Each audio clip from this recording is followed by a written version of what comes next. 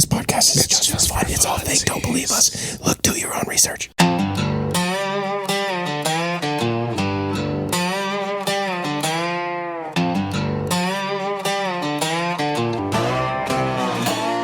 know, that's I'm not a very good looking dude.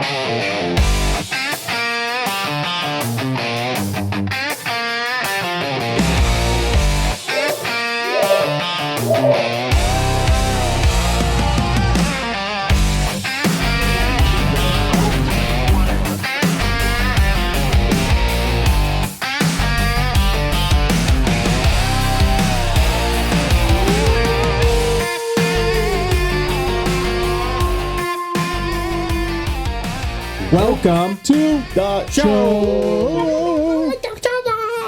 That was fun. That was a good one. I like that one. Yeah. That was great. Got me on my toes. It had I wasn't layers. sure what was happening. Layers. Today is a day. That was a good walk in there. That was, yeah. Today is the day. It's next week. Welcome back. Goodness. To the show. Goodness. No, that was Dr. Murphy. Our energy drinks have fully kicked in. Well, 3/4 of Mike's has fully kicked in. Hey, the rest of it went up my nose and all over my face. So I think I got most of it. Ceiling and the floor and Tanner's chair and We are just picking right up where we left off from last week because we didn't stop recording. So we are still recording. You just get this over 2 weeks. But we weren't able to record the week, I guess. between. The timing goes always so weird when you're trying to explain because it's like, we can't record Between next week, last but it's episode not and next this week for episode, them. we couldn't It's 2 weeks record, ago. so Yeah. we're recording now. 2 weeks ago. We just time traveled. Time is imaginary. We're 2 weeks in the future. Time is a human construct. It's not We have real. no evidence of our I forgot existence to during ask those Courtney. 2 weeks. I Nothing's sent real. her don't. Sorry, I missed that. I'll catch it on the listen back. I sent Courtney the link for the second "Don't Hug Me, I'm Scared." She didn't reply. I need to ask her when we go up. I don't know. What she thought of that. She was one. I think she was like, "What is it? What is this?" Yeah, Mike was gonna. Oh, how's In good? the ancient days of giants, when the earth was wild and free, a creature roamed the valleys, cloaked in mystery. Is he born of angels' blood and man, a Nephilim so tall, or a shadow of the fallen, yet he the maker's call? He's a biblically accurate Bigfoot, with a lineage from the skies. Not a myth or legend, but a truth that never dies. Is he a remnant of the Nephilim, a titan standing tall? Or does he have the word of God upon him, the last to hear the call?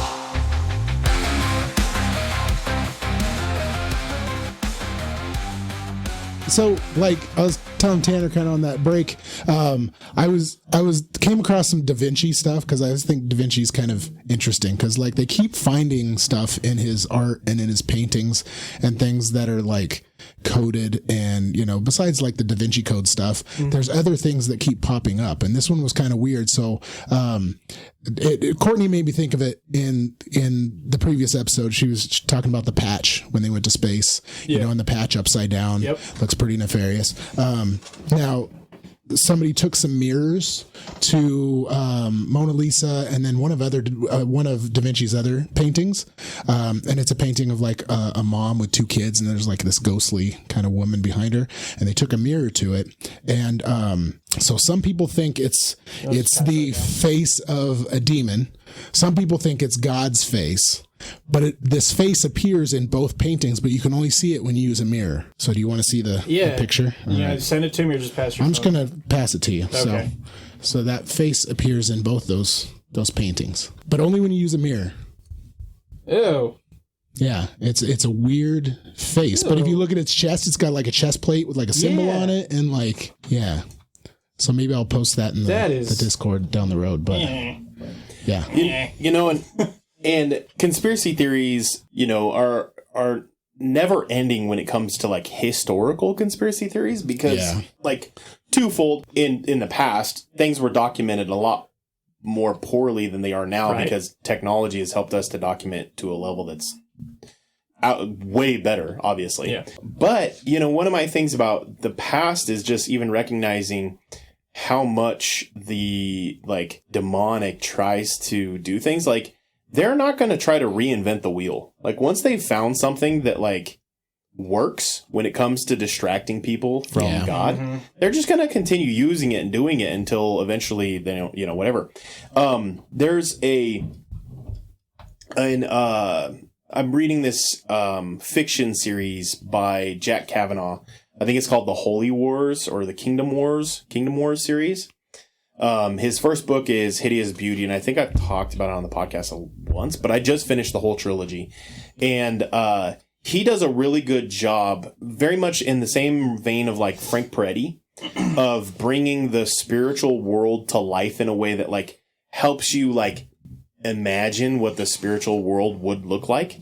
And he talks about how that demon, the like fallen, he uses the term the Watchers and stuff like that, but he talks about how the higher ups orchestrate these events in order to like take out people or distract people or, you know, cause a big scene and all this other stuff. And the first book is phenomenal. And I can't really talk about a whole lot because it'll reveal like a lot in case people want to go read it. Highly recommend it. It's a fun book, but it is fiction. But it does a really good job of bringing the spiritual world to life. And books like that, and then like Frank Peretti's Piercing the Darkness and This Present Darkness, those also do a really good job of like bringing the spiritual world to life in a way that like helps you think practically through like, hey, the demonic realm is real. Like, evil is actually real. Just because we can't see it doesn't mean it doesn't exist. And just thinking through, and I was thinking about something that I talked about on the episode that we just finished recording. So last week's episode, where maybe just because their faces look the same, maybe it's not them, maybe it is the demon inside of them. And that actually is something that the Kingdom Wars, the Jack Kavanaugh book actually talks about how when you're being influenced or possessed by a demon, that the demon like flickers through. And so people who can't see demons, they see the like their subconscious almost like picks up on the flickering almost. But it's an interesting thought, but yeah. To watch The Right. It's another instance of that coming through. Yeah. Dude, that movie gets so much right. And I think stuff like that, I think media like that it's important because I think the spiritual realm is something that we like, our perception doesn't comprehend it, and it puts it in a tangible kind of framework that our brains can understand. To try to understand something that we just don't naturally understand because our system, our earthly body is not built to take in that data. You know, it's there, we just don't take it in. And so that's a good way for us to kind of wrap our minds around it. Also on this topic, this is a good time to insert my bit about, I don't think I mentioned it on the podcast before, but I know I mentioned it to you, Tanner. Mike, have you come across a interview with a rapper named Lil Tony? No? Okay. So this dude, and I'll show it to you after we're done recording, but or I'll send it to you. But this dude was kind of starting to make it in the secular rap world, and he was in and out of jail a few times. And he said this was like just before the last time that he went to jail. He got booked for a photo shoot in like the Hollywood area, and the people like in charge of it, like I think it was the ones that were in charge of it, took him up to the top of this mountain. The place that they did the photo shoot was like the top of a mountain. And the guys were giving him a ride back down, and like he was talking about like the amount of money that appeared to be present because like the cars they had, the stuff they had. He's like, how y'all make all this money? Like, I know it ain't just from what it looks like you're doing. Like, we do demonic rituals. He's like, it's funny, whatever. No, seriously, how do you do? Like, no, for real. He was like, what? And like he kind of went into the details of some of the like people that were a part of it in Upper Hollywood and like the degree of it. And then he's like, I don't want to be part of this, like, because they kind of offered to him. They're like, this is how you make it. You just gotta submit to this these demonic rituals and be part of this, and give the people what they want, the top people what they want, and then you can have all this stuff. And he's like, yeah, no, I ain't really into this. And he kind of told him like, I don't want to be here. Just take me, like, can we just go to McDonald's? Ask if they can just drop. What is that new Jordan Peele movie that's coming out where he's the football player and it's like he's producing it. He's the one that directed it, but he produced it, and I can't remember. But he's like wants to be a football star, so he goes to study under this guy, and it's a bunch of like Satan worshiping kind of devil stuff. I don't know. It looks scary. It looks crazy. I'll look it up. You guys keep going. Anyway, Peele's got some interesting. Yeah, he's got some interesting views on things like that. Yeah. So this dude, he's like, he just wanted to be taken down and dropped off, and the guy's like, no, we're not. You're not going to McDonald's. And he was like getting freaked out. And he said the dude's face like changed. Like he watched it change. And he was like, what the frick? And for some reason they stopped. I don't remember if they were having engine trouble or flat tire or what. Something happened and they had to stop. And they got out, and he got out and was like just looking for anything to get him out of the situation. He said this like mailman was walking up. He's like, hey, can I ride down with you? And the guy's like, what? No. He's like, bro, please. Like, I'll do anything. Just get me off this freaking mountain. And the guy wound up giving him a ride, and he like, he is pretty powerful, the way he talks about it, because he's like, he straight up says like, people are going to think I'm crazy. I don't care. Yeah. I know what I saw. It was insane. Well, and that's the thing too. Like, people will call him crazy and say that he's crazy, and did it really happen? And people will doubt it, and then it just disappears, even though it's right in front of your face. So that movie's called Him. And supposedly it came out in September. I haven't seen it in theaters yet, but yeah. So kind of along the same kind of lines, like he goes to become a star quarterback, and like part of the training regimen, he's working with these guys, and it looks like it gets really evil. So I like scary movies like that, so I want to see it. But yeah. I always asterisks scary movie stuff, because I know some people should not watch scary movies. Like if you have a conviction not to watch them, also if they affect your sleep, if they affect your mood, if they affect your environment, if all that, like, don't. Some people can. I used to watch a lot of scary movies, but I've actually toned it down a lot, and I don't watch scary movies a whole lot anymore. But I will watch movies that are scary if it's something that I think there's like benefit from, or like I think it's value. The Exorcist. What was that movie? The Nefarious. Yes. Did you watch that? Yeah. We're gonna watch that tonight with some students, but it's a Christian quote unquote take on a horror movie. Yeah. I agree with you. The right's great. I haven't watched The Exorcist. I don't know if I will, but from what it sounds like, from what you guys have said, and from what I've heard from other people, it's like it's a pretty well done one. Yeah, it's one of those ones you don't want. It's not something you watch all the time, but I think it's one of those things that if you watch it with the right mindset, it's not. Yeah, that's even the podcast, The Exorcist Files. Yeah, you have to be in that mindset. I very much like that podcast, but I don't listen to it before I go to bed, before I go to sleep. Right. If I'm driving down the highway at night, like, I control. Place, environment. Yeah. The environment is important. Yeah. If I'm just chilling at home, even if it's not late at night, but I'm like wide awake, I'll listen to it. But not not as I'm going to bed. It's not something that you want to be affecting your thoughts and your mentality when you're trying to like do something else, whether it be sleep or focus on something else or whatever. Right.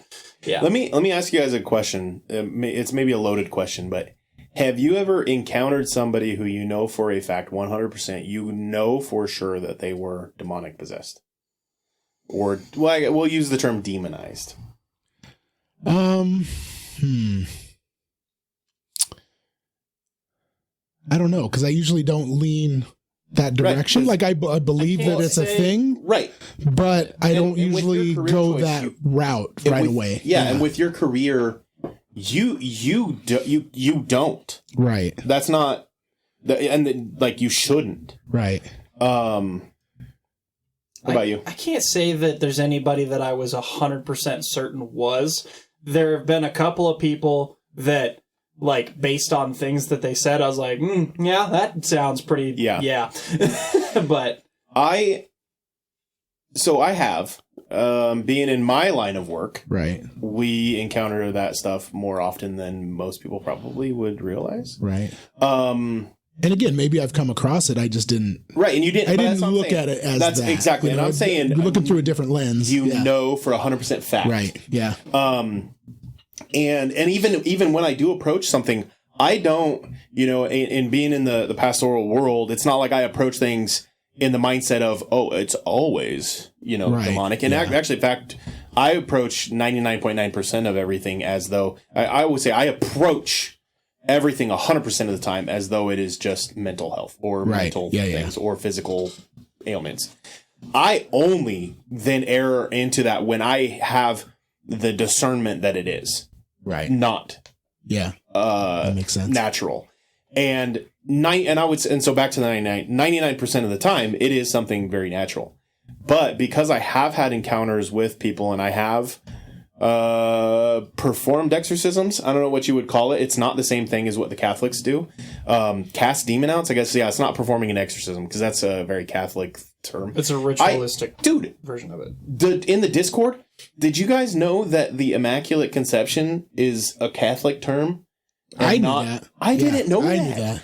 I always thought that was just what we called Jesus' conception. Right. The Immaculate Conception is specifically the Catholic doctrine that Mary was without sin. Right. That blew my mind. But anyway, and we could have a whole discussion on that too, which we did on the Discord. So if you want to read it, I mean, we had a pretty good discussion about where that came from. Yeah, I felt like I worked in a Catholic school, so but that's where I learned it at as an adult. Like as a kid going to church all the time, that I had the same thought because they mention it.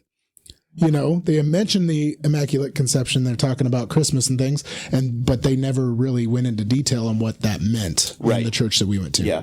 When I went to the Catholic church working in the Catholic schools, they had all kinds of explanations like every Christmas about it. But so that's where I learned that. I didn't know that. But terminology is important. So I don't perform exorcisms because that is a Catholic thing. But I have cast demons out of people enough times that it's interesting because there is a distinct, I don't know what you would call it, a taste in the air, of a flavor in the environment. I don't know how to explain it, but when something or someone who is actually demonized enters a room, if you, I guess I don't know if everybody has the gift of discernment, but if you do have the gift of discernment, I guess I'll precursor it with that. But there's a flavor in the air. I don't know how to explain it.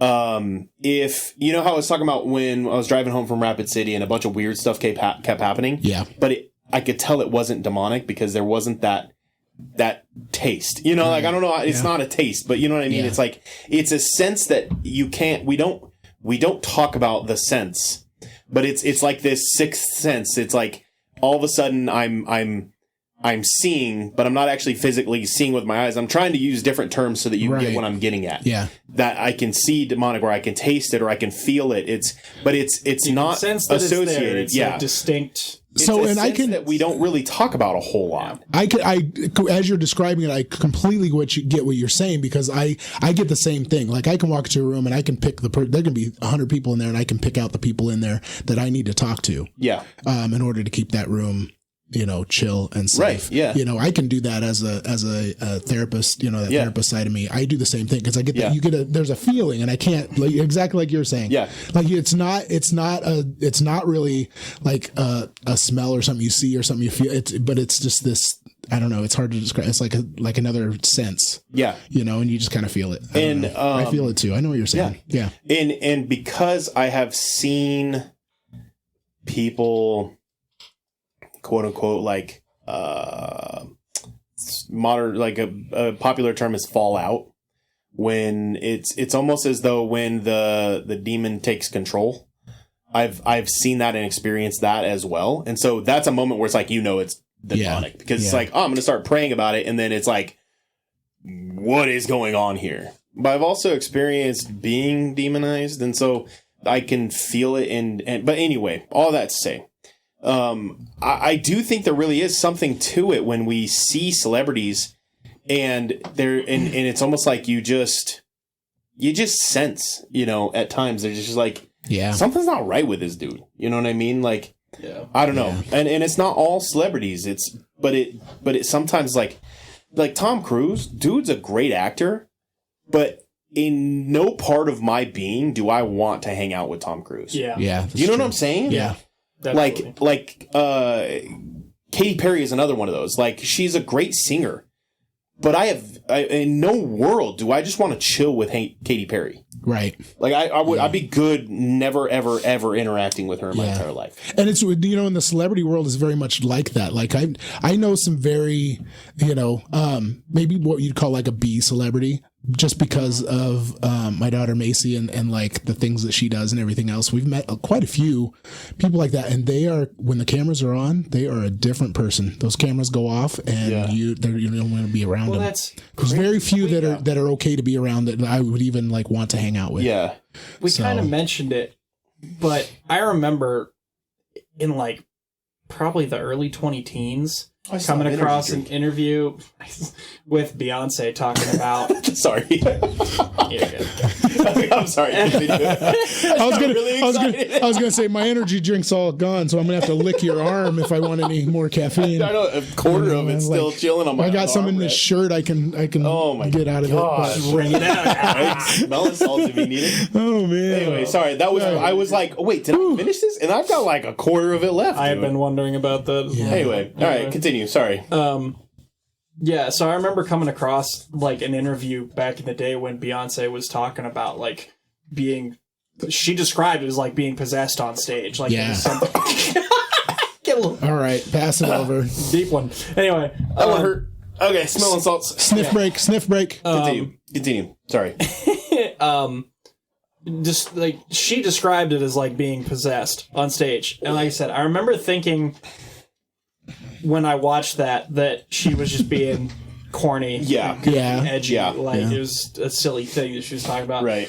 But like, I don't know, the more you watch with that kind of stuff, the more, and I guess the rest of the clips that I saw on the other like singers in particular having that kind of imagery, there was one of like Nas on the cross, Tupac on the cross, Lil Dicky on the cross. Lady Gaga had like a suit that had like an upside down cross on the dress or whatever that she was wearing and stuff like that. Taylor Swift has gotten a lot darker, especially in these last couple albums. Right. I never liked her, but like now it's just like, whoa, like, dark. What is up with you? Dark stuff. And I don't know. Looking at people have made a lot of comments on Ariana Grande and Jenna Ortega, and obviously Miley Cyrus is such a weird one this last like they all just don't look like humans anymore. Say, like, you can see in their eyes like something's different, and like it's become more common and more overt, I feel like, but it's been there. And I wonder too, like some of these celebrities that decide that they don't want to be part of that anymore, if they're the ones that just get trashed on the media, and they get trashed, and they get thrown under the bus and all this stuff and just destroyed in the media, so that destroys their career, and then you never hear from them again, or they take a different route, they choose to take a different route. I'm just thinking of, so one of our good celebrity friends, I feel he's a celebrity, so I'm going to go ahead and mention who he is. Zach Gowen. Do you guys know who Zach Gowen is? I know that name. He's a WWE guy from back in the day. Tenacious Z. He has a limb difference, so that's how we kind of met him and stuff. Yeah. But as a celebrity, like, he was WWE, like Brock Lesnar took his prosthetic leg off and like beat him with it it was amazing. That's one of my favorite matches to watch. It was so great. And he was so much smaller than everybody, and he just put it on him in the WWE back when we were into that kind of thing. Yeah. But this dude, like, you wouldn't even know. Like, we run into him at stuff, and he will come, he'll come running across the field and like grab on everybody and hug on them and everything. He's just a cool dude. And but part of his story that I love is that, he's in the WWE, as you guys probably know. There's a lot of, painkiller abuse and, all that stuff. And, this dude, he was struggling, man. He was struggling. And so they set up a storyline so he could get out, because he was like, I can't do this anymore, and so he's been out of the, the celebrity world, for a while now. He did like American Ninja Warrior and, some other things, but, right. So I wonder, when you're out, you're out. You're either all in or all out. It seems like, Makes you wonder. So even within like the Christian sphere of stuff, there's have you guys? So I've met Brian Welch. I've talked about that. Right. Yep. I would like to meet Brian Welch sometime. He's cool. We should have him on the show. I will fangirl so hard. You don't even know, man. I was a cornhead, man, back in college. You don't even know. I hope Dan, I won't say names, but I hope Dan listens to the show. He seems like somebody who would listen to the show. He's one of my mentors for a long time. Yeah. That's my connection to and how it happened. But I won't get into any more details than that, just because I don't want people to piece it together. But if he listens to the show, he's the kind of person who'd be like, I'm going to pull some strings and make it happen. Dude, that would be sweet. It was so cool. But we are talking about putting a band together. Just saying. Let's do it. We get a little featuring head would be sweet. That would be so sick. Dude, that'd be so bad. Yeah, Love it. Brian Welch in person is even cooler than you would think he would be. Oh yeah, I've seen videos and stuff. Yeah. He's literally even talking about, like, he's like, yeah, the tour director, he's the one that puts together the rider. And in everywhere, he requires them to give us mayo. And so they always buy me a big old bottle of mayo. He's like, I always feel so bad because, like, I don't use it. And it just sits there. And so he's like, I'm just going to, I always take it. Now I have like 100 bottles of mayo in my, he's like, because they spend, he's like, they spend money on this. And I feel so bad. Like, even little things like that, little details like that. That's like Gabriel Iglesias and his cakes. Yeah. He gets like 100 cakes every show. And he's like, I don't even eat all this anymore. What do I do with all this cakes? So racist gift baskets. Yeah. We were hanging out backstage, and he's like, it's all this food. Like, he's like, I literally won't use this, and it will sit here, and they have to throw it away because they can't reuse it. And he's like, just eat my food. And we were like, oh, no, we're not going to eat your food. It's your food. And he's like, eat my food, guys. So we're all snacking on his food and stuff. But anyway, he's legit. He's cool. But there used to be this thing up in Rapid City. So there's the show called it's Hills Alive. It's the free Christian thing. But they used to have this thing called the Rapid Fire Stage. The Rapid Fire Stage would bring in more of the like the non-Christian, like they're Christian artists, but they're not right. So like, they're not doing Christian music. They're Christians who do music. So I had actually met Brian at that. Because they used to do this thing where they would bring in certain artists that they would Love bring and Death. In. Yeah, Love and Death came. Man, I'm so sorry. And they would do a meet and greet kind of thing for youth pastors in the area to get a chance to hang out with these guys. It was actually really cool. Yeah, that is back cool. when they used to do it.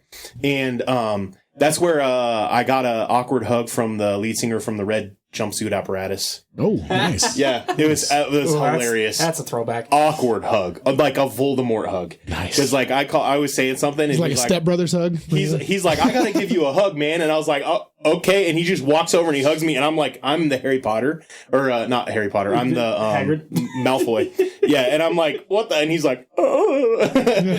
Anyway, but there was a Christian band. This is a long story, but that's fine. there was a Christian band that they were called We As Human. Have you ever heard anything from We As Human? No. I loved We As Human's music because it was so just in your face. One of their songs, he's straight up the lyrics are, Lord, please break my crown so that I could bleed out and you could build me up again. Like hard rock, just phenomenal lyrics. I haven't listened to any of their stuff in a while. I need to listen to them again. Good stuff. Well, when we were with the meet and greet, I felt like I feel like I try to listen to God, and I'll explain it. And whether you guys believe you can actually hear God's voice or not, I believe we can hear God's voice, and but it's more of like an impression than it is actual vocal. Like I don't hear a voice in my head. It's more like an impression. Yeah, I hear it the same way I hear my own voice. Like I don't actually hear my own voice in my own head. Yeah, you know what I mean? Yeah. Like it's not like I'm talking to myself, but I'm the same way. Like, and I've talked to you quite a few times when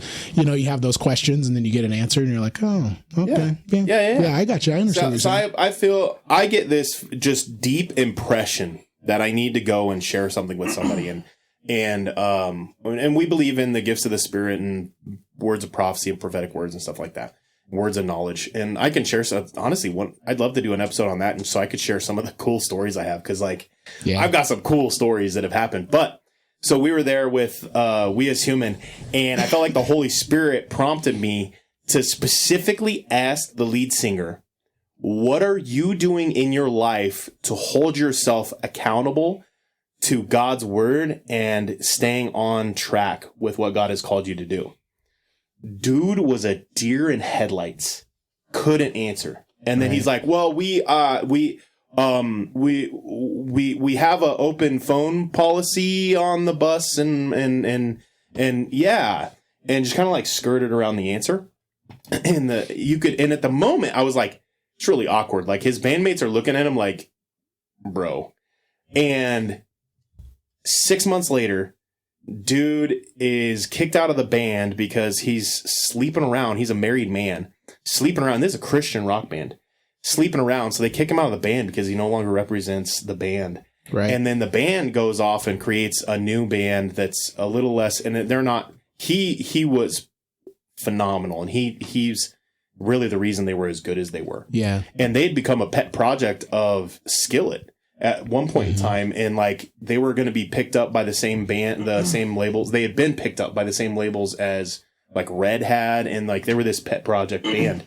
And then all of a sudden they just disappear. And it was because this dude's life was just, he went off the rails. Right. What's the name of their rebuild project? I can't remember off the top of my head.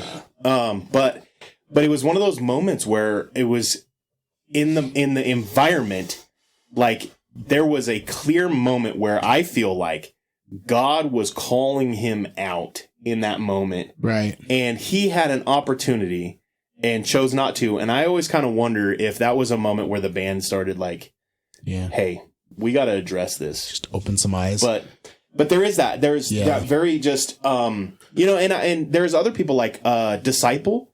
They've been touring forever. Their lead singer, like their lead singer is phenomenal. In the middle of their set, he'll have a altar call and he'll like challenge people to like to give their life to Christ. And like every time is like you can feel the Holy Spirit. You can feel God's presence just boom in his set. Like it is phenomenal.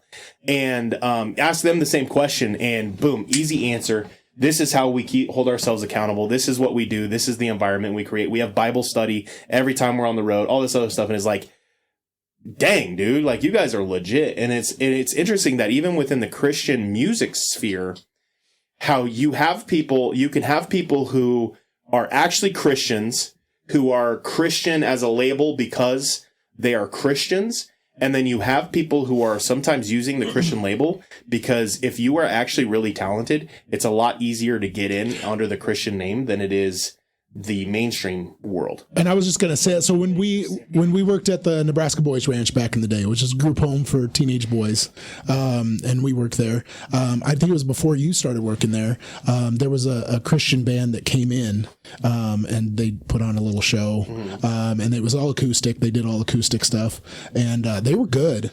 I mean, they were pretty awesome. The kids liked it. But they came in and one of the kids asked him, said, well, how come you guys are so good? Why are you doing Christian music? And they said, because that's the door. That's how you get into music. You start in Christian music and then you expand, you get into your secular stuff.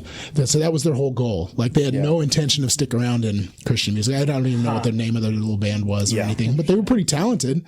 Yeah. But again, like you said, there's two types of bands in the Christian world. There's talented for Christian music and then there's talented. Yeah. Yeah, and there's talented using Christian music as a platform to be discovered. Right. It's just easier to get the recognition from that group. Yeah, and then expand out than it is to if you just. Look at NF. NF was at one point an exclusively a Christian rapper, and then he has now dropped the Christian label because he's mainstream and he's a rapper who is Christian. I don't remember him ever really going under the banner of Christian rap. When he very, very first started, it was, and it might not have been his intentionality, but that was the only way he was getting listens was in the Christian scene. I was gonna say because I don't remember him ever like. Straight up saying like I'm a Christian rapper or like but that's the thing you don't get distributed in the Christian scene unless you are in that label. You know what I mean? Because we're not gonna take Eminem, like a clean Eminem and be like Christian, right? Like he got his start because he put it that way. Now whether or not he intentionally did that and like maybe he didn't use the label because he was already intentionally doing that. And NF's an awesome rapper. I think he's phenomenal. Yeah. And I mean, he does claim that he is a Christian, but he claims that he's a rapper who is Christian. He never did the Lecrae thing and like shied away from it. I just don't remember him ever like, I'm CHH. Like he just... Right. I'm a Christian. I write rap. and me being on the opposite side of things, like you guys talk about bands and artists and everything else. I have no idea who any of these guys are because I can't bring myself to listen to most Christian music because it is to me the lyrics are overthought and contrived most of the time to where it is trying to get a feeling out of. And you know what I mean? For me, it's got to feel more organic. Have you heard of And for me, I'm familiar with NF, but I discovered him post, when he went mainstream, that's when I discovered him. Right. So that's what I'm familiar with NF. Right. But, I'll come across something every once in a while that just hits me right in the soul. And I'm like, dude, this is awesome. Yeah. And then maybe I'll flip through and some of their other stuff by the same band. And you get to the stuff that is very, it's very, Sunday sing along type, lyrics, and I'm just like, that just doesn't. I need something that just like makes it just hits me. You know what I mean? And there's a lot of secular music that does that for me too. That gets that feeling that I need to get from music. Right. You shared Dax with me. Yeah.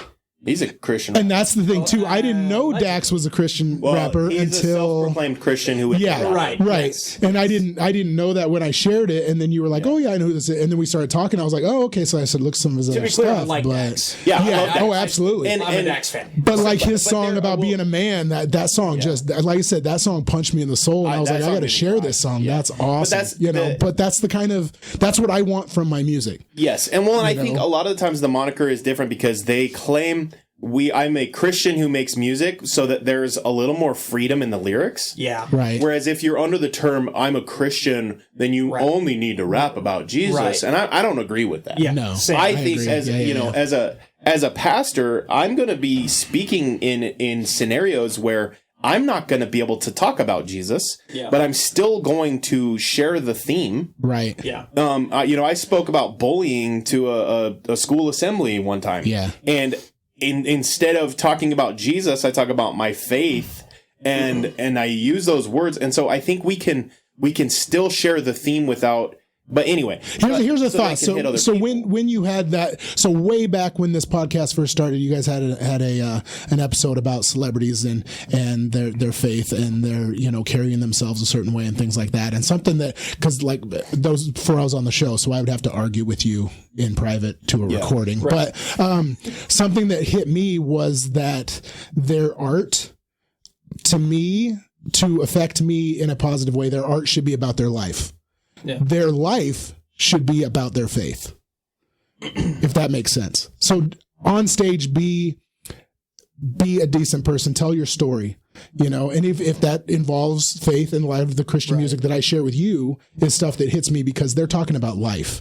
They're not just hitting with the, crown of glory on, and just, using all the biblical, words that they've pulled from the Bible, and you know, that doesn't touch me in the way that I think music should.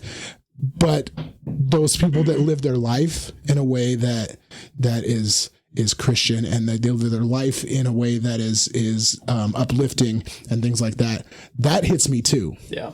So that's why I love, are you familiar? If that makes sense. Yeah, it does. Are you familiar with Hobson? No. He's a rapper. He hasn't put anything out in a while. He kind of disappeared. Right. I mean, he's still around, but he hasn't been putting out raps. He's not Christian as far as I know, but he definitely, he's super raw and open about, the way he thinks about things, the way he looks at things, and it's gotten him some flack from a lot of the secular community. But I thought it was interesting.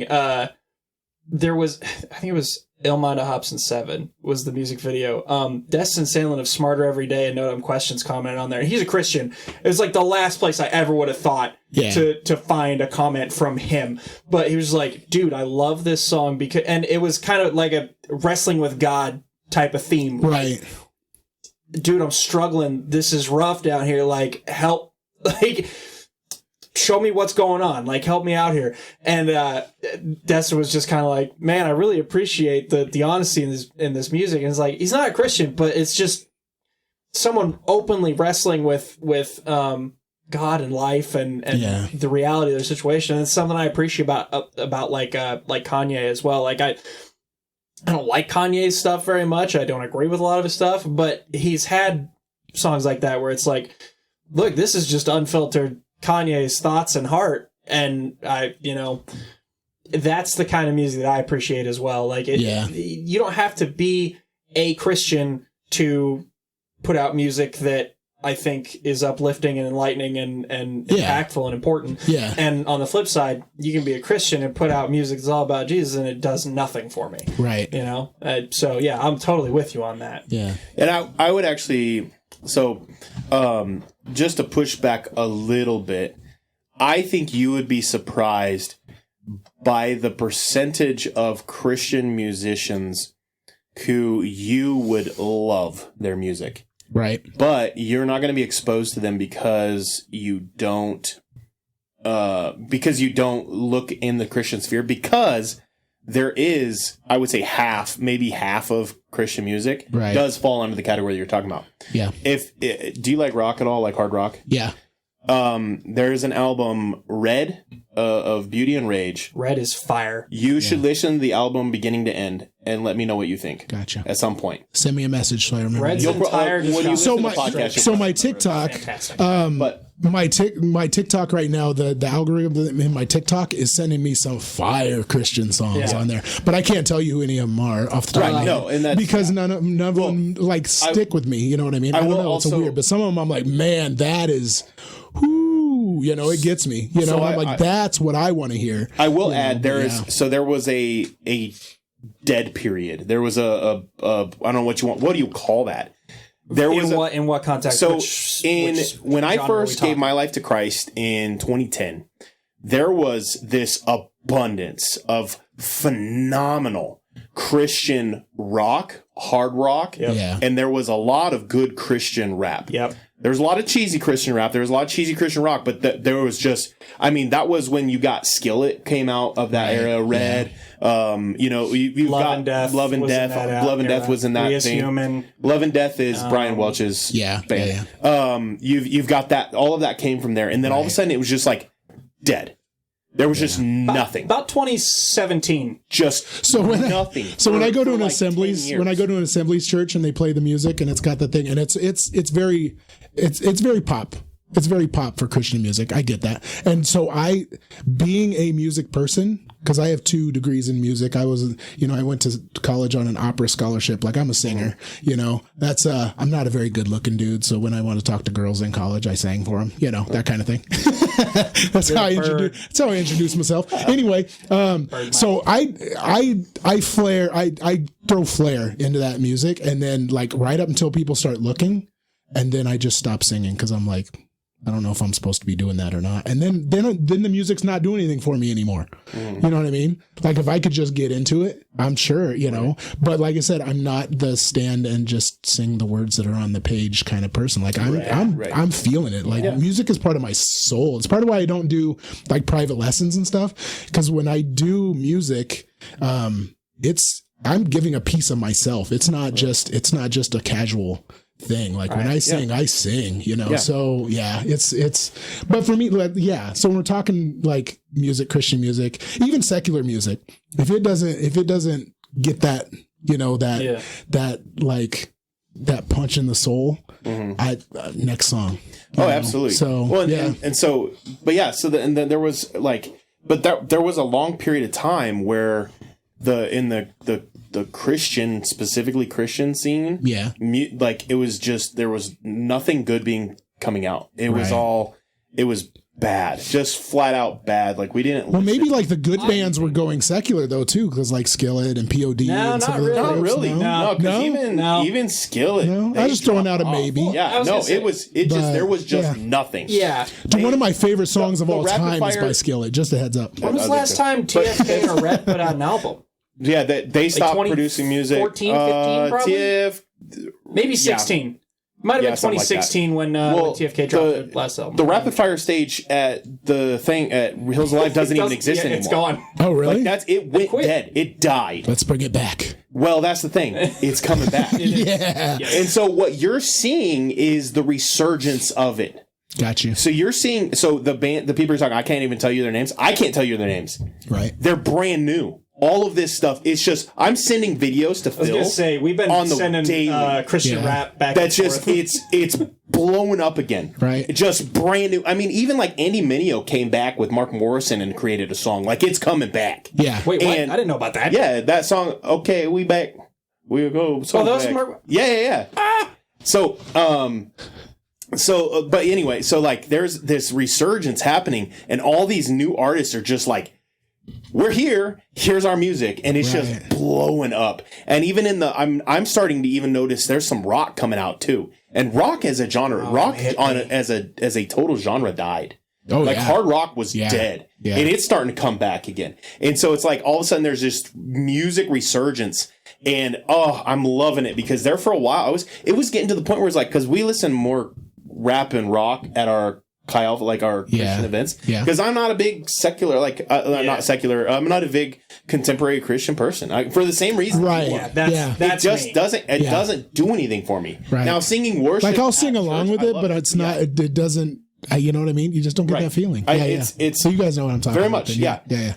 Yeah. And so for a long time, I'm playing music from 2010 at our Christian stuff, and it's like getting to the point where I'm like, we're so dated. Like, what do we do? There's nothing. And all of a sudden, I've got a playlist of 100 songs now that I've come up with in the last 6 months because the music's back. I'm loving it. So just imagine we show up with our heavy metal rap Christian group that we're going to put together someday, and they're expecting it just to be praise team, typical Sunday praise team with the call to worship and all that. We with a and just get it. You know what I'm saying? Yes. And they don't even know it's coming. They don't even know. And we just slap them in the face with Sunday it. breakdowns, baby. Yep. Oh my gosh! But we just hit them with the prayer hands, little thoughts and prayers. We went. And all of that to say that, I think celebrity status, it's all about acting, it's all about music, it's all about it's the performant art. Yeah. And they are trying to pour their heart and their soul into it.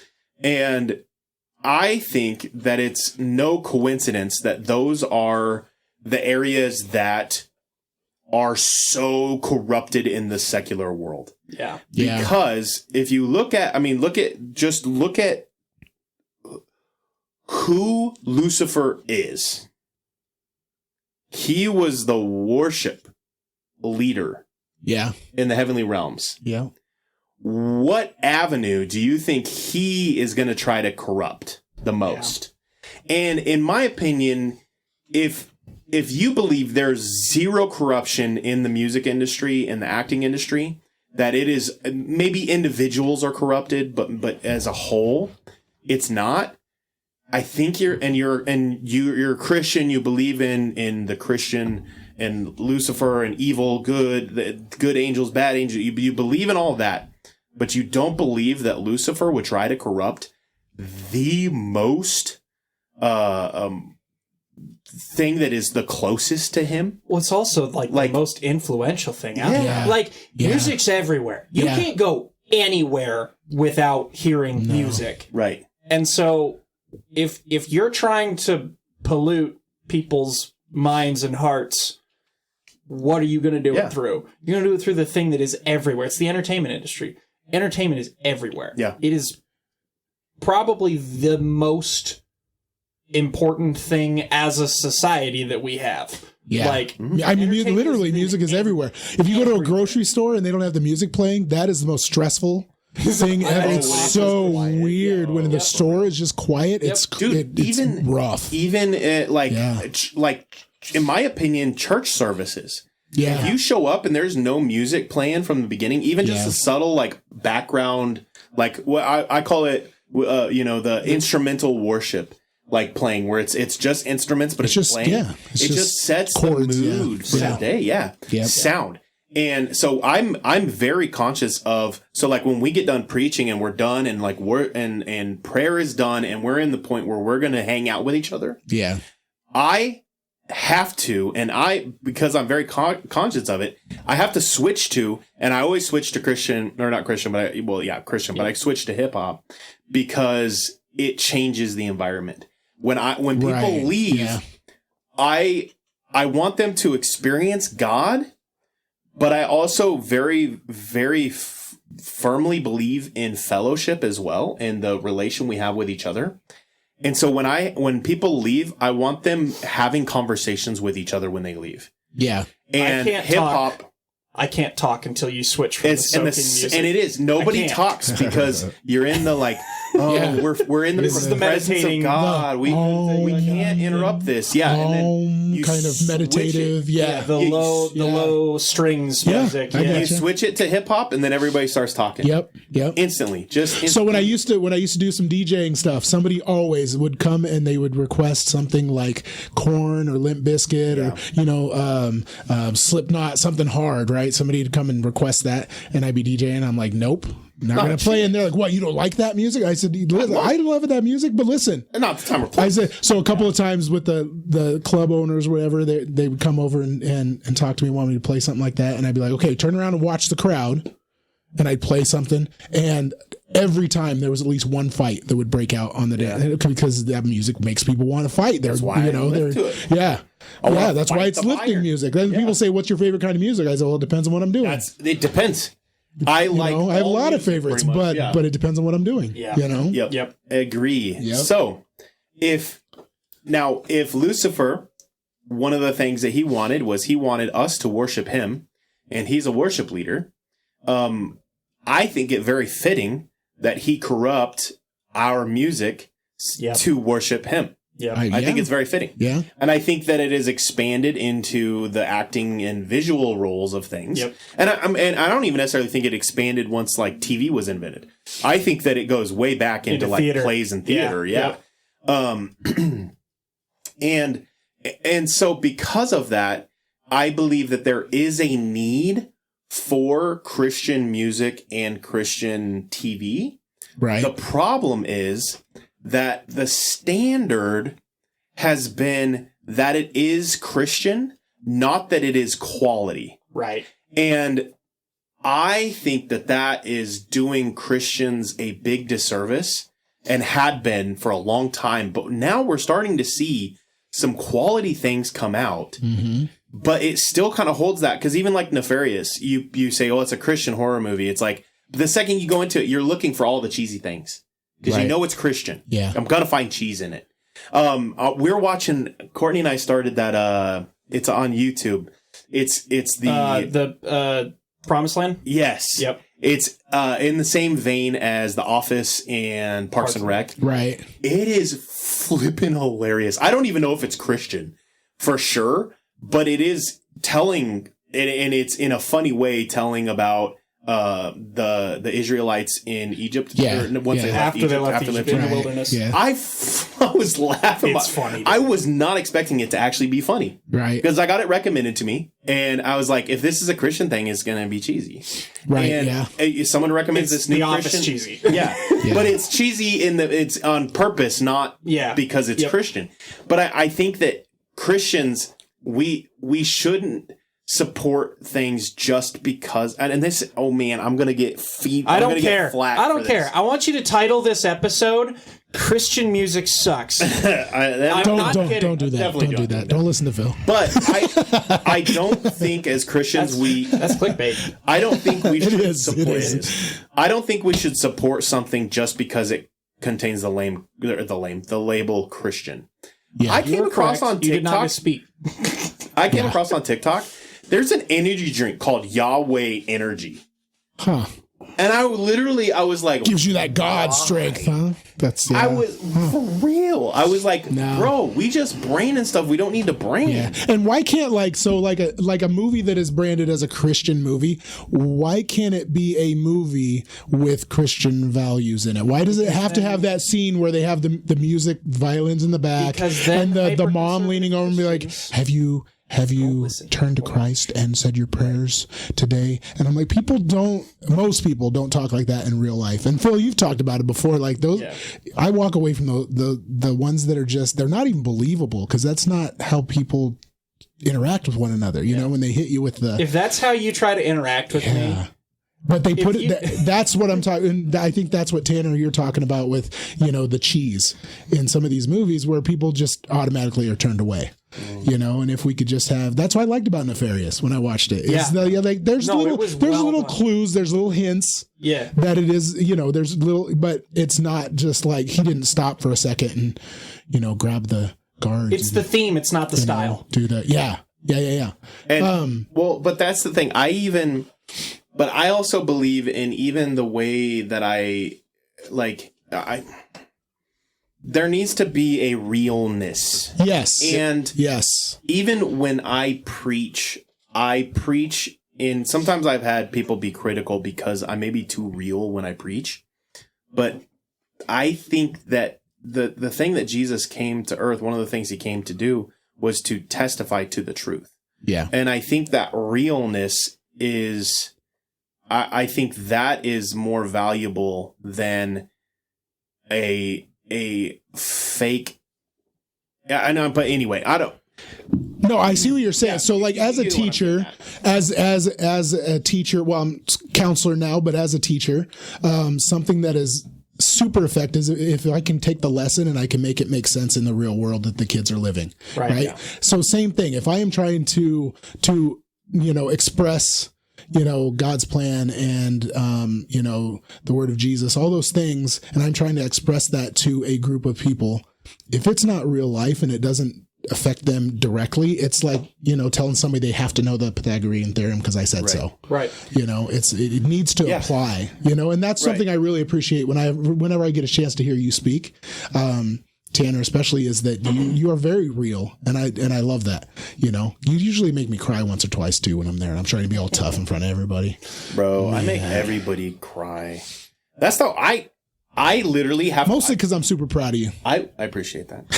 I will write a sermon. Maybe this is just me, but I will write a sermon in a great mood. I'm happy, and I'm intentionally writing it like this is going to be an uplifting sermon. I'm so excited. Everybody's going to be uplifted when they get done, and this is going to be great. And then I preach it, and everybody's bawling, and I'm like, what is happening? But here's the thing: crying isn't always sad. Like I said, I'm not crying because you make me sad. I'm crying, out of my being proud of you. I'm crying out of love. There's a lot of different reasons to cry. Like we always assume crying is a sad. It's not. Crying is an emotional reaction to a strong emotion. Is all it is. My students can definitely attest that I have made all of my students cry. Excellent. At one point, not me. Never. Yeah. That's it. We're going in the yard later. We're going to make Phil cry. My next sermon is for you to cry. I'm kidding. Perfect. No, I don't do that actually. I very am careful. I do not ever want to think of one person when I'm writing a sermon because I've experienced it. if you do that, that person doesn't show up that week. So now you're preaching. Nobody. It's just like every time, because God doesn't want us to. I don't believe God wants us to preach, because that's manipulative. Well, and I agree too. If you're preaching to a group, the people that need to hear it are going to be the ones that it gets to. Well, and I think that preaching to a person is a manipulative. Your behavior, you're trying to induce a behavior that you think they need to emulate. Yeah, and that is not what preaching a sermon is about. Preaching a sermon is about sharing God's word, and if I am trying to elicit a behavior that is manipulative, and that's very toxic preaching in my opinion. And somebody told me once too, that's how you know it's God's word, is when it isn't directed at anybody. Right. It's the people that need to hear it are going to hear it, kind of thing. So exactly. But anyway, all that to say, yes, sir. But Christians, I think we need to start supporting quality Christian things, but the problem is, so when a band like Love and Death comes out, all of a sudden people are like, this isn't Christian and blah, blah, blah. And like, bro, it is literally Christian. It's Christian rock. Yeah. But there's nobody more critical of quality Christian content than Christians. Yeah. Yeah. Because, he didn't say Jesus' name enough times. Or, he didn't, and it's like, you want to know what makes me cry? It's being super critical. Every time I hear a Love and Death song and know that I'm not getting any more of that. Yeah. It makes me so sad. Cry, please. we don't know for sure, but we know. Because he's back with Korn, and anyway. Doesn't have time for that. But all that to say, I do think that there is a big need for the Christian market because of how corrupted the secular industry has become. And it does, and I think that there is, and I'm not to say that like we can't listen to secular music or watch secular movies or anything like. I'm not saying that at all. In fact, like some of my favorite TV shows, my favorite music, oftentimes are non-Christian things. But I do think that there is a need for it, because as the world becomes darker and darker and darker, there needs to be a means of light that we consume. And that just means that it's more important than ever for Christian stuff to be quality rather than just exist because it's Christian. Right. I think more than ever we need to have quality in our production, and we are starting to see that. And to push back in the realm of what is out. If whatever dark things are out there are putting out the quality that people want, you got to, if you want to combat that, you got to put out. Yeah. Quality, the same kind of quality, I don't know. And we are starting to see that, like with movies like Nefarious, there are agencies, what they're starting to do in order to combat that is, Angel Studios, I think first started doing it, was they started crowdfunding stuff ahead of time. So basically you're like buying into the idea that this movie is going to be good. Yeah. There's a new show out on their app that I'm actually really excited to see. It's got the dude who plays Damien Dark in the Arrow series in it. And then it's got, if you've ever watched Longmire, it has one of the sheriff's deputies in there. It's like quality secular actors are the main characters of it, and it's called Homestead. And I'm seeing a lot of that too. A lot of those more secular actors coming back to, doing because they can get paid. I was going to say we need I was thinking because they're getting crowdfunded, so they can compete. They can pay them now. Yeah, if you want to know how to save Christian entertainment industry, just make sure that people can get paid for being good at things and doing it, catering to Christians. There's another thing that comes to mind too. Like I know a lot of my more traditional Christian friends and family, there's like this Christian misery thing, like that has to be, you can't have fun with it. Like if you're having fun, it's not Christian, right? Kind of idea. And it's very, we can't celebrate like that because that's not Christian, and that's not true at all. Like Christian should be very celebratory. It should be very exciting and very energetic and energize your spirit. And, I don't know. That's my view, but yeah. Can I double down on that? Yes. Christian misery. So if a pastor or a minister makes money, people condemn him, even if that money isn't a lot of money.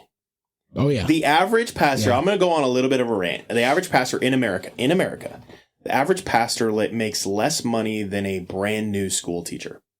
The average pastor does. Mm-hmm. But when people complain about ministers, they complain about how much money ministers make. So we are saying that as Christians, and it's Christians oftentimes are the ones being critical. As Christians, we're going to say that our pastors should be the least paid, credentialed. They've gone to school. They've got a degree. They've done the education.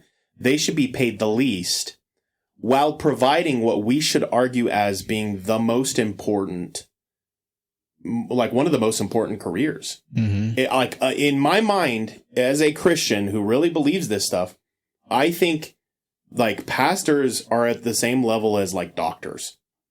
But if all of a sudden a doctor, if we expected doctors to make less than school teachers, like what would that do to your quality of your medicine? You know, there's been arguments about that though. If you lower their pay, you get the doctors that they're doing it for the love of the career. They're not doing it for the money. You know, so there is arguments on the other side of things too, but we don't know because we've never done that before. It's never been like that. I don't want a doctor who is doing surgery because he loves doing surgery. I want a doctor who's doing surgery because he's the best of the best and he's getting paid that way. If he's getting paid that way, or is he just getting paid because he got through school? Right. Because he used ChatGPT to write his dissertation. Well, there are some doctors that do, to be honest. But those people are going to... It comes out in the medical world, I think. What I'm going to say, unfortunately, is that that hasn't really even necessarily prevented bad quality from getting in. Are you guys familiar with Dr. Death? Oh, yeah. Yeah. So, I mean... Yeah. Yep. Yeah. He was doing it for the love of the... And not to push back on what you're saying, because I 100% agree, and we've had this conversation quite a few times, but, I agree. I think a lot of that is born out of the TV evangelists of the 80s and 90s that it just basically, completely made people go broke. Right. And had like five jets and again, we go back to the Roman Catholic Church, very corrupt, government-ish, collecting money, can't get to heaven unless you give us your money kind of, organizations too. But, to be clear, there are pastors and churches that have gross misuse of money. Oh, absolutely. Like insane levels of gross misuse. But to generalize all pastors because of that, I think that's also, what Tanner's getting at. I'm also going to push back a little bit in that, and I am not condoning the evangelists who've promised, like they promise things like you'll get if you give me your last $10 you'll get $100 back and blah blah blah. They're taking a kingdom principle and they're warping it, and they're saying because there is that's not your promise to make. But but anyway, but also my argument is also in the same sense of if a doctor is promising a cure for something, but anyway, we are as a society more. I'm not going to go into it. I can't at this point in time. I'm too charged based off this topic. But I will say that like I've literally had people condemn me to my face because I bought a new vehicle or I went on a vacation. Right. Because I'm a missionary and I'm a pastor. So Courtney and I realized really quick as missionaries, we're not allowed to share our vacation photos unless where we went is within a quick drive and doesn't cost money. Right. And we're not allowed to talk about how we got a new car. After 12 years of ministry, we finally got a vehicle that I can sit in and my knees aren't touching my forehead. Right. And I don't get to talk about that because pastors aren't supposed to be able to buy nice things. Yeah. It's a used vehicle. And I can't be excited about it publicly because people will drop their support because they don't think I should have that thing. Right. And it's so frustrating. But so to go back to, so we don't go too far off on this tragic rabbit trail. You brought up the Christian misery. I wholeheartedly, the Christian misery extends into finances as well. Oh, absolutely. Yeah. And they expect you, because you're a minister, they expect you to be miserable on their behalf. Yes. You know, yeah. And because they're miserable, I'm supposed to be miserable too. And if I'm not as miserable as they are, then I clearly am not a man of God. Right. Yeah. Meanwhile, like, we budget the crap out of our money. We make less money than a local teacher does starting out fresh. Yeah. You know, but anyway, and honestly, I put in more, whatever. Yeah, you're preaching. You're preaching to the choir, because we 100% understand.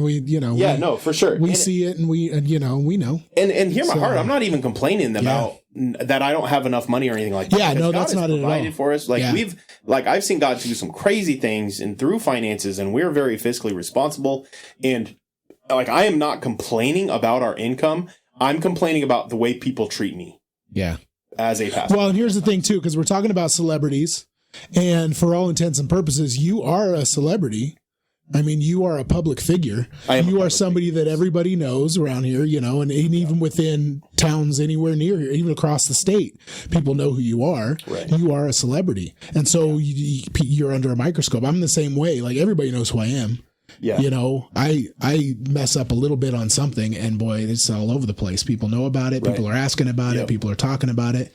Philly Baby Spice over here, I don't know if does he count as a celebrity? Does everybody know you, Phil?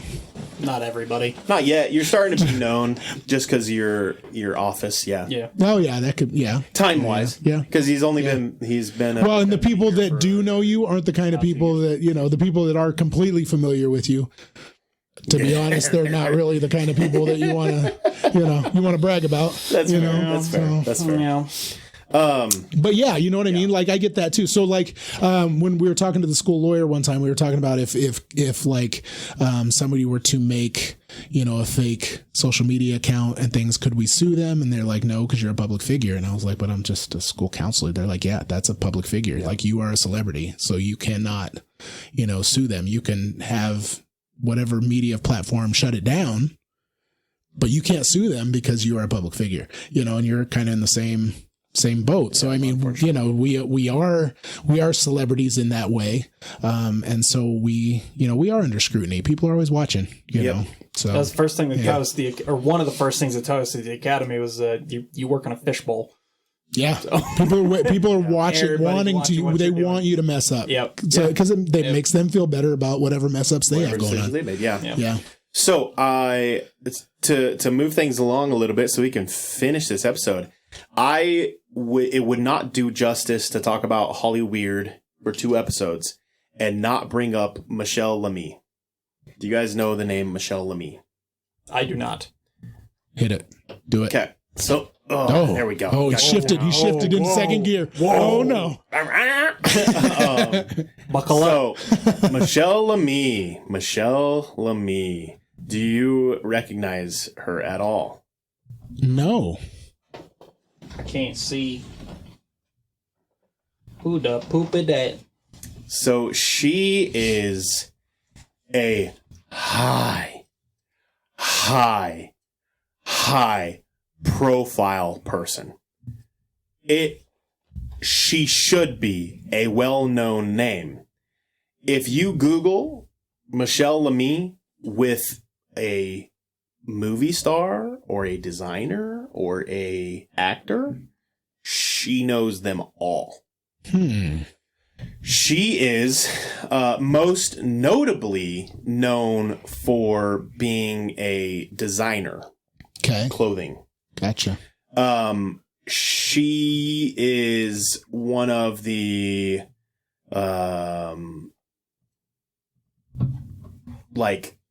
people that now the thing about her is because of who she is, somehow we don't know anything about her, but she is connected. Yeah. Connected. She's loaded. And she seems to circle in the realms of people. You brought it up early, and it almost segued perfectly, but it didn't quite fit. But the eye, the people who cover an eye in pictures, the people who make the Illuminati symbol, the people who make the Baphomet symbol, they seem to be in the same circles as her always. Mm-hmm. But so again, her claim to fame, the reason why people know her who do know her is because she is a fashion icon in designing fashion. If you look at her, so over the years, her fingers have become more and more and more black as time has gone. Yeah. It doesn't quite look like a tattoo. People can't really figure out what it is. Here it just looks like paint, but I've seen it like it's like her fingers. I have seen on TikTok black. Like the tattooing of fingers, like tattooing your fingers black kind of thing. And I don't know if that's her specifically, but I've seen just flipping through. I saw that. I was like, ooh, that looks like that hurts. She kind of looks like our aunt. She kind of looks like the face in the paint a little bit. But she is trippy looking. She has a line tattooed on her forehead that becomes more and more predominant. So the conspiracy theories part of things. So that's who she is. She looks like, and she calls herself a witch. Like she even refers to herself as a witch. Yeah. So that's not even conspiracy theory. So Kim Kardashian is very closely tied. The Kardashian family. Well, and I imagine in the fashion world, very closely tied. You know who she looks like? She looks like a less fantasized version of Calypso from the Pirates of the Caribbean. Oh. Yeah. Like that's the vibe I get with the like creepy paint and so while ChatGPTing her, trying to find more information, I was asking ChatGPT to give me a list of celebrities who she is associated with, who she is filmed with. Did it just say all of them? No, it straight up said, I cannot provide you that list. So I said, who are some people that she's like worked with? I can't provide you that list. Well, give me something. What can you give me? Because sometimes you can get it'll say, if you ask me this, I might be able to work around. Yeah. And it said like to give a list of people who have like, I can't remember how it worded it, but basically they have given her honor in a speech or something like that. And it gave me a list of like 20 people, and like Kardashian, A$AP Rocky, are on that list. Trying to think, Rick Owens. There's a small list of people who have like closely acknowledged publicly that they've worked with her. But ChatGPT will not give me a list, no matter how many different times or ways I ask it, of people who have associated with her, who have been with her, like have been even like filmed with her. It won't tell me.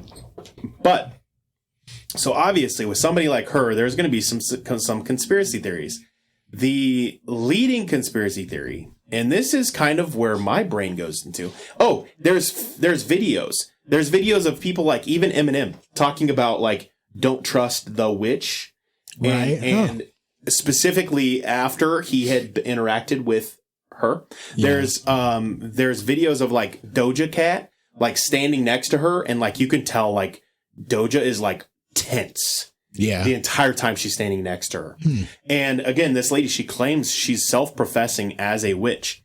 The leading conspiracy theories are that, so if the Illuminati is real, then this lady is the leader of the Illuminati. Like the claim is that she is in charge of, and she's connected with the quote unquote 13 families that run the Illuminati. She is allegedly the one who runs even the 13 families who are connected with the Illuminati, through different bloodlines, rituals, that kind of stuff. She's self-claiming that she's a witch and that she does all of this stuff, and she has the symbolic stuff with her fingers going black, the dark eyeliner, even the stuff she wears is like weird. There's the idea that she is one of the leaders of the current like MK Ultra movement. So when celebrities, so we were talking earlier, I don't know if it was this episode or last week's episode, but we were talking about how these people like disappear and then they come back all of a sudden. So there's theories that she's the handler, that she's the one who is in charge of the MK Ultra program. So therefore, when people start to act a little awry again, like their coding is starting to break, they will reintroduce her to them so that they kind of like, I better act like I know what happens if I continue down this path. So they just kind of introduce people to her as the like warning that if they continue to act up, they're going to fix them again with some MK Ultra programming. So there's the conspiracy theory that maybe she's the handler. There's some conspiracy theories that she's just full blown a Nephilim like watcher. But I don't know.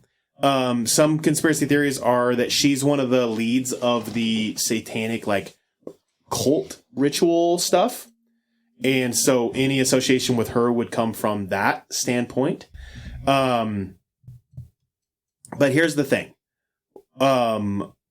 She also tells very mythological stories about herself regularly, about her existence, her being a witch, the control she has over people. She jokes about that like publicly, like nonchalant. She even in like the athletic spheres, she's present. Why is she present in all of these different industries? But yet she's present in all of these industries, but nobody knows who she is. Nobody knows the name Michelle Lemie. Okay. Nobody knows her. I have been scrolling through just images of her on Google the entire time you've been talking about her. That is the most compelling case I have ever seen for like a demon showing through in the face. Yeah. Like, if that ain't a demon, I don't know what a demon looks like. She looks it. One way or the other. Like, that is the most... And it's weird, too, because if you look at the old black and white pictures, because she's 80. Yeah. She's 81. Yeah. Like, you look at the old black and white pictures, she does not look... I mean, she doesn't get real weird until it looks like about, like, maybe 20 years ago. Yeah. You know? Interesting. Well, and even just looking at pictures of her or videos of her, I almost get a little uneasy. And maybe it's the symbology. Maybe it is. Yeah. And maybe she's just playing into that symbology. But I feel uneasy just looking at her. Yeah. So, with all that said, the craziest thing about her is just how well connected she is and how little known she is. And in our circle, in the conspiracy theory world, typically, the more connected somebody is and the less we know about them, the more power they actually probably have. Yeah. The people with the power, we don't know because they want to keep it that way. Yeah. And so she seems like one of those to me that most likely has a lot more power because nobody knows who she is. Yeah. And yet she is that well connected that like every celebrity knows. If you talk about the witch to a celebrity from some of the interviews that I saw, if you talk about the witch, they know you're talking about her. Yeah. They don't think of 15 different. They know. And it's crazy because in the celebrity world, they know who she is. They know exactly who she is. But us, us normies, they no idea. No idea. No idea who she is. That's crazy. Not a clue. Yeah. Yeah, and that solidifies that idea. We had that idea way back with, like, was it the Rothschilds we were talking about? Like, you ever met a Rothschild? No. Yeah. Right. But they're still around. Like, but yeah. You know it's there. You just don't know who it is. Like, just behind the scenes. Yeah. And the fact that even ChatGPT is like, I can't give you that list. Yeah. I can't. It's not possible. It is possible for you to do, like, literally. You can manually hunt it down. You can literally do anything, like, at this point. Yeah. Well, and so I even did, like, the hypothetical. Like, just list me the people who she's been in a picture with. I can't do that. Yeah. You literally are capable of doing that. Yeah. I've seen you do similar things. Well, my Google, when I Googled it to look at pictures, it filtered it at first. And it said, do you want to reduce your protections to look at these pages? And I was like, yes, please, let's do that. I want to see what I'm missing out on. I know, isn't that's so weird? I don't know. And maybe there's another reason for it. I don't know, but that is strange. That her identity and everything is that protected, like cryptic, hidden. Yeah. But the main thing that popped out, the reason why I drew my attention to this lady was because of her connection to the Kardashians and Kanye. Yeah. And talking about Kanye's reprogramming and how he kind of showed up as a different person and all this other stuff. Yeah. She has been around him since then. Oh, yeah. I'm sure. And that's where it popped up, where my first thing, because I literally, the first time I saw or started to figure out who she was, I saw her in an image with, I think it was Kanye and Kim Kardashian. I was like, who the crap is that? And I reverse image searched it. Yeah. And then I started looking up. So then I started looking up TikToks of her and stuff like that. And I'm starting to see the conspiracy theories. And the more that I looked, the more I look up information of her, the sketcher, I bet Courtney has completely different stuff. Because remember, she mentioned her at the ending of the last episode. Yeah, sorry for dragging you all through 45-minute tangent to get to I had to get to that. No, but it works because this is a good closer. Yeah. Yeah, it is. But, no, all that to say that, like, I'll bet the stuff that Courtney has is completely different than the stuff that I have because there's just that much stuff. Right. She'll let us know after she listens to this. But how weird that none of that stuff shows up just in general. Like, you had to dig, and then all of a sudden, boom, this treasure trove of information. That's just crazy. And the information, and even, just the information that I have, like, even just what I've found, it's... How did she get famous? Yeah. I can't find it. Yeah. How did she become this icon? She's always just kind of seems like she's kind of been there. Yeah, and because even back in clear back in the 1960s, like there's pictures of her in her 20s, like looks like celebrity pictures. Like, how's she been in the industry that long and like nobody really seems to know? Yeah. Fashion, jewelry, furniture, and lifestyle works is quote unquote her income. Have you ever, like, looking up the images of her, have you seen the way she dresses? Have you seen her fashion? Yeah. Have you ever watched a fashion very show modern fashion, or like seen like a snippet, weird runaway stuff? Weird. She's part of that weird fashion. Yeah. Nobody's buying that. No.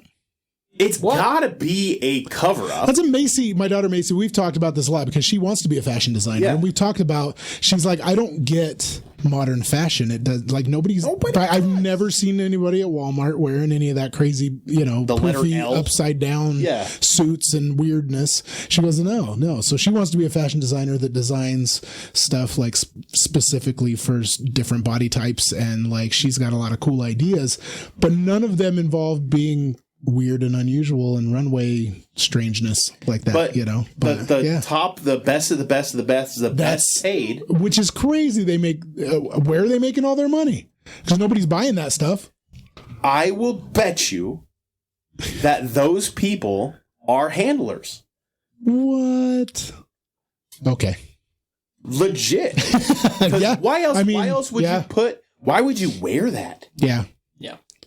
Yeah, and given that those celebrities pay top dollar to come to be guests at those fashion shows, but that's still, there's a lot of people involved. That's still not. Why are they paying money to go watch people wear a curtain? Yeah, that's the thing too. It's almost like we talked about ritual stuff. It's almost like a ritualistic, pageantry kind of presentation kind of thing because all the celebrities are there. None of them are wearing any of those clothes.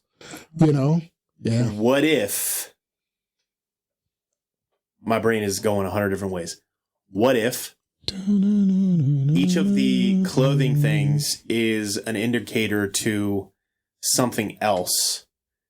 And so it's like one of those coded things that they're buying people. Oh, my brain went a really dark direction. You probably went the same way with me, and I don't want to word it a different way. Yeah. So it's like, I don't know how else to word it because I don't want to speak it.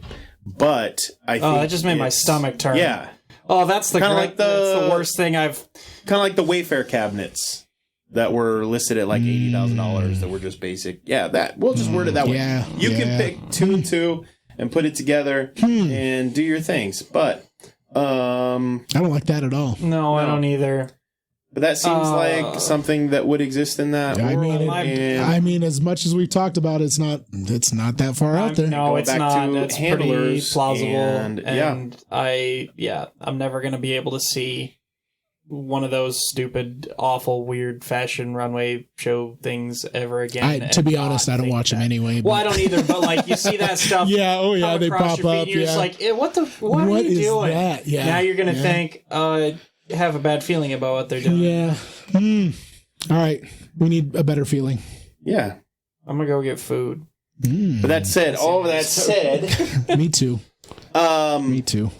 But yeah, the world of fashion and the world of art and entertainment and music and all of those things, it's hard to deny that there isn't at least some form of corruption going on. There has to be. I mean, there has to be. Yeah. At some level, it's too easy of a platform for there not to be. Too many of these people are associated with Jeffrey Einstein. Yeah. If you know what I'm saying, you know what I'm saying. Well, and even just entertainment in general. You saw what happened with the sports betting stuff recently, right? Yeah. Oh, yeah. Chauncey Billups, the NBA, dude. Yeah. I thought Chauncey Billups was like one of the good stand-up dudes. Yeah. He always was portrayed that way. I know that. Yeah.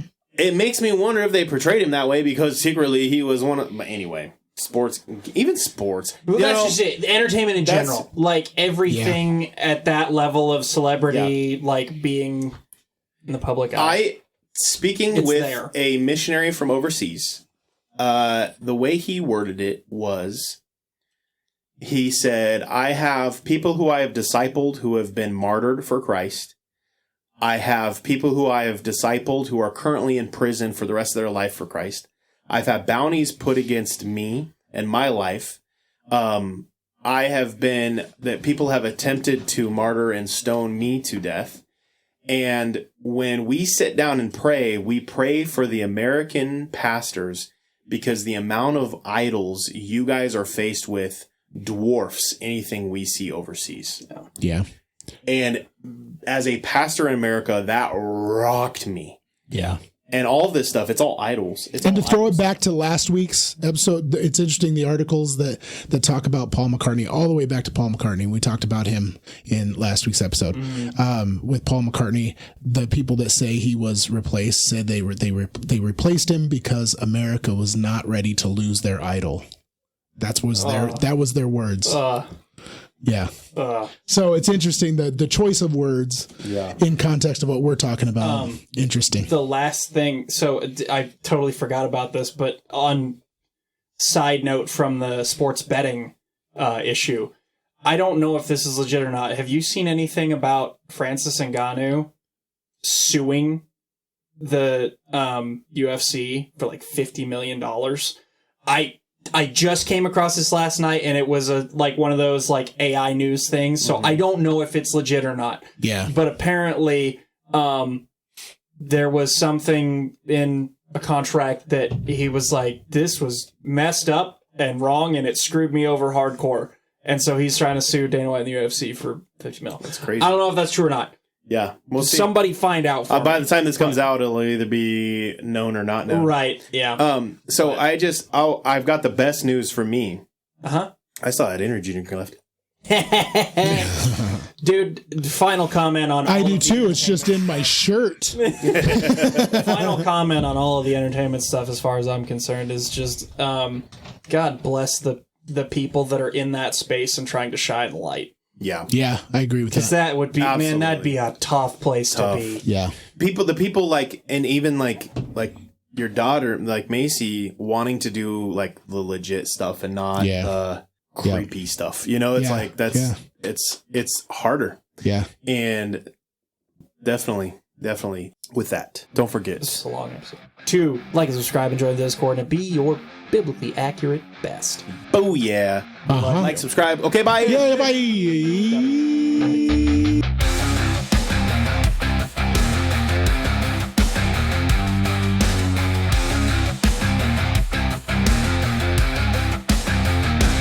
In the ancient days of giants, when the earth was wild and free, a creature roamed the valleys, cloaked in mystery. of angels, blood and man, a Nephilim so tall, or a shadow of the fallen, yet he the maker's call. He's a biblically accurate Bigfoot, with a lineage from the skies.